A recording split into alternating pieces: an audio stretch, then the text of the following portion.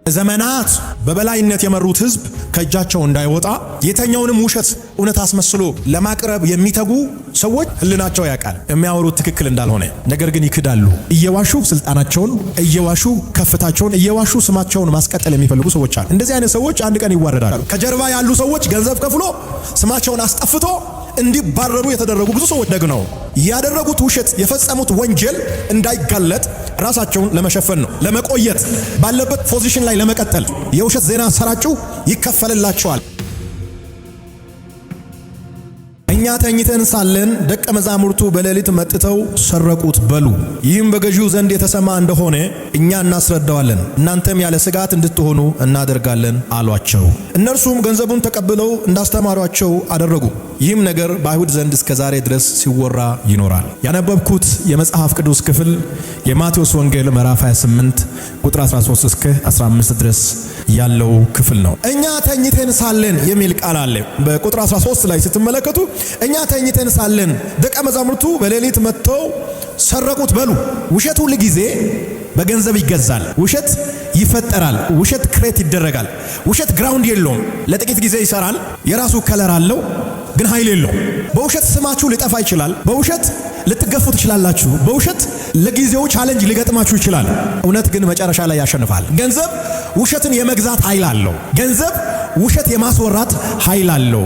ውሸትን የማሰራጨት ኃይል አለው። ይህንን ከማቴዎስ ወንጌል ምዕራፍ 28 ላይ ማየት እንችላለን። ተከፍሏቸው ነው ይህንን ያወሩት።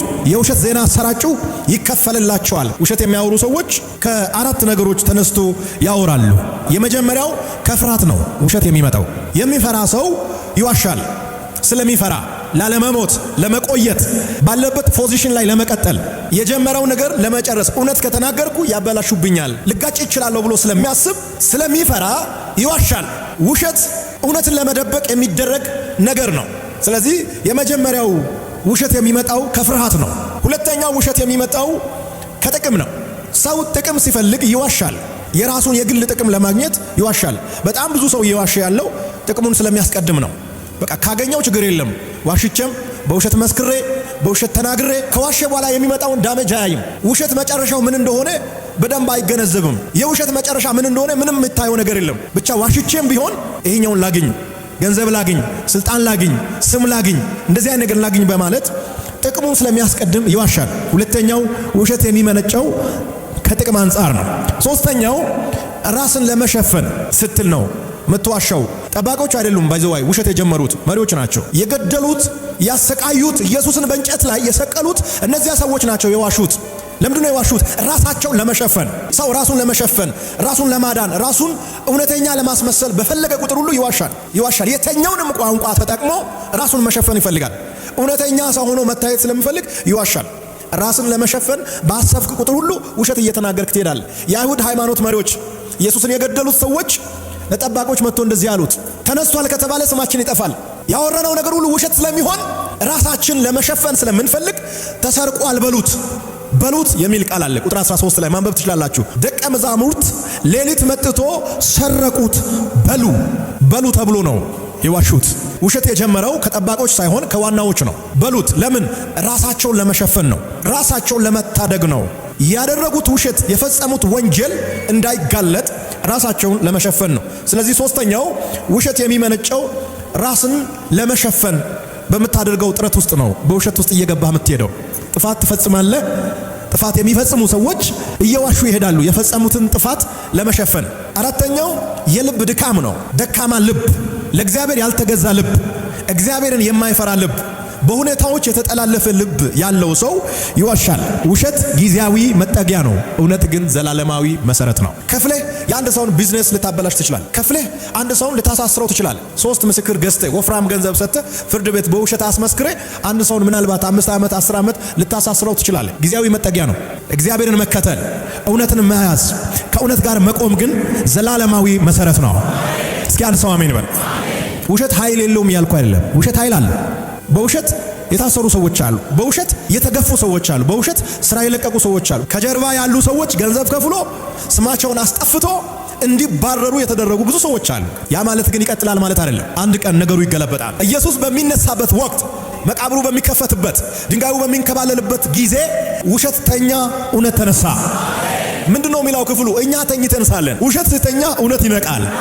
ውሸት ሲተኛ እውነት ይነሳል። ውሸት ሲቀመጥ እውነት ይራመዳል።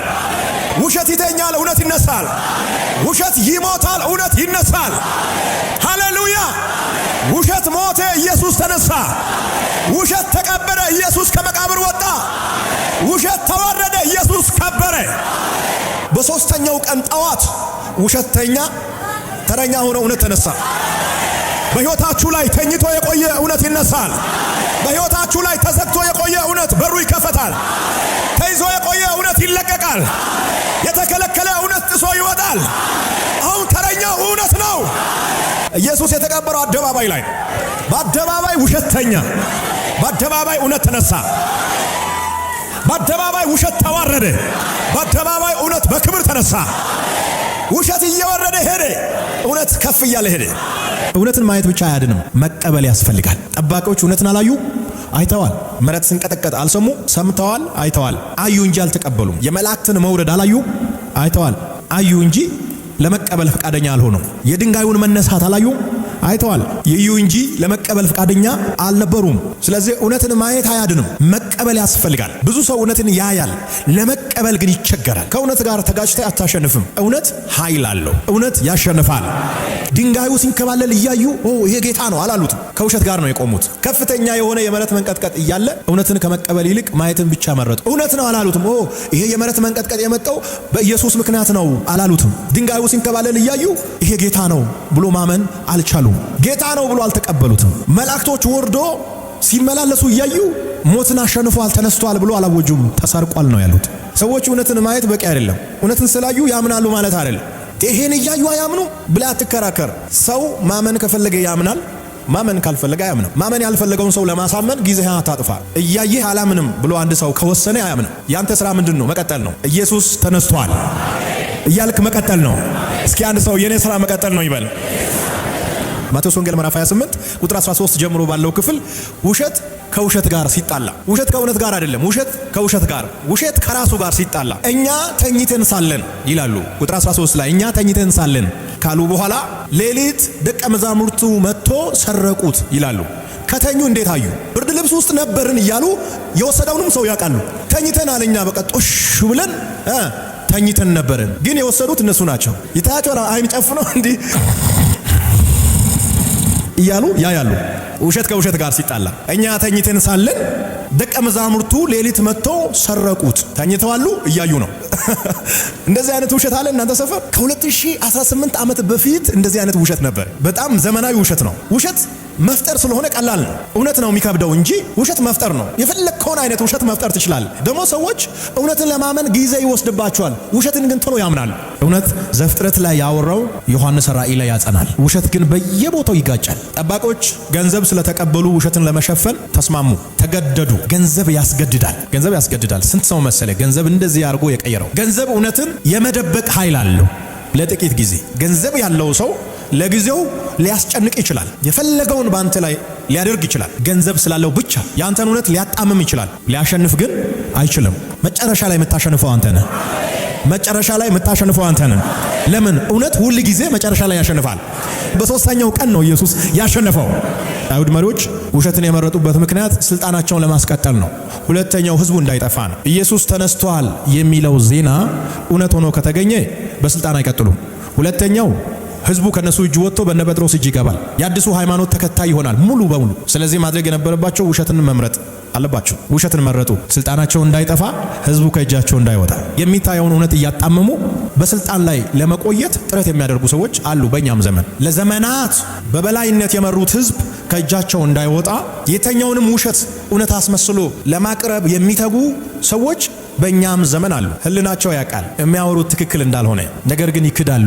እየዋሹ ስልጣናቸውን፣ እየዋሹ ከፍታቸውን፣ እየዋሹ ስማቸውን ማስቀጠል የሚፈልጉ ሰዎች አሉ። እንደዚህ አይነት ሰዎች አንድ ቀን ይዋረዳሉ። ውሸት እያለ ኢየሱስ ተነሳ። ውሸት እያለ መቃብር ተከፈተ። ውሸት እያለ ኢየሱስ ወጣ። ውሸት እያለ እውነት ይቀጥላል። ውሸት እያለ እውነት ያሸንፋል። ውሸት እያለ እውነት ይወርሳል። የእግዚአብሔርን ሥራ ማንም ሊከለክለው አይችልም። በደንብ ስሙኝ። እውነት ዋጋ ያስከፍላል። እውነት እስከ ሞት ድረስ የምትቆመው ጉዳይ ነው። ለእውነት ቆሜ ተሰድቤ ያለው፣ ለእውነት ቆሜ ተመትቻለሁ፣ ለእውነት ቆሜ ታስሬያለሁ የምትሉ ሰዎች አላለቀም።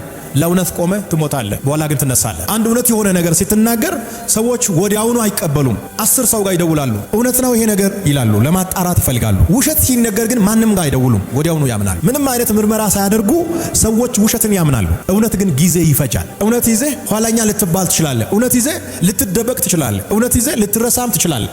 አንድ ቀን ግን ያንተ ስም በአደባባይ በክብር ይጠራል።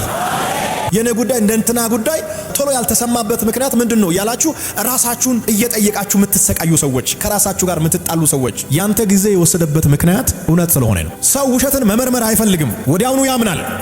እውነት ግን ጊዜ ይወስዳል።